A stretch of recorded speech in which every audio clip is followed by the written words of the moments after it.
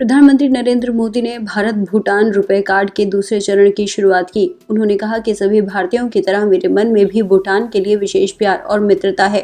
गौरतलब है कि रुपए कार्ड का दूसरा चरण शुरू किया गया है। भूटान नेशनल बैंक द्वारा जारी रुपए कार्ड से भारत में एटीएम से 1 लाख रुपए और पॉइंट सेल टर्मिनल्स पर 20 लाख रुपए तक का लेन देन किया जा सकेगा। ये भारत में आने वाले भूटानी पर्यटकों के लिए पर्यटन, शॉपिंग और अन्य लेन देन के लिए लाभदायक होगा। प्रधानमंत्री नरेंद्र मोदी ने कहा कि भारत और भूटान के विशिष्ट संबंध न सिर्फ दोनों राष्ट्रों के लिए अहम हैं, बल्कि विश्व के लिए बेहतरीन उदाहरण हैं।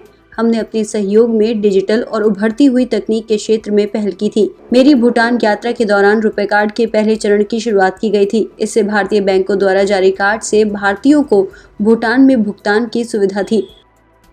मेरी भूटान यात्रा के दौरान हमने दोनों देशों के बीच रुपे कार्ड परियोजना के पहले चरण की शुरुआत करी थी।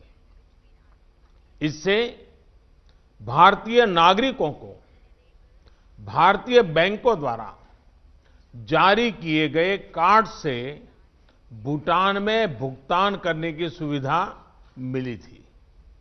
मुझे ये जानकर खुशी है कि भूटान में अब तक 11,000 सफल रुपे ट्रांजैक्शन हो चुके हैं। अगर कोविड-19 महामारी न होती तो ये आंकड़ा अवश्य ही इससे भी बहुत अधिक होता।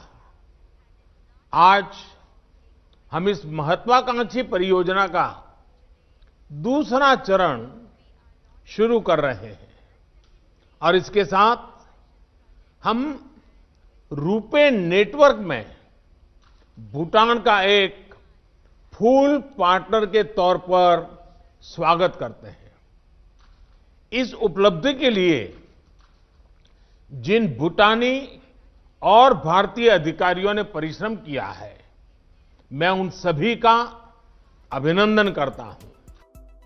प्रधानमंत्री नरेंद्र मोदी ने इस दौरान कहा कि अगले साल इसरो की मदद से भूटान के सैटेलाइट को अंतरिक्ष भेजने की दिशा में काम तेजी से चल रहा है। इस काम के लिए भूटान के 4 इंजीनियर दिसंबर में इसरो जाएंगे।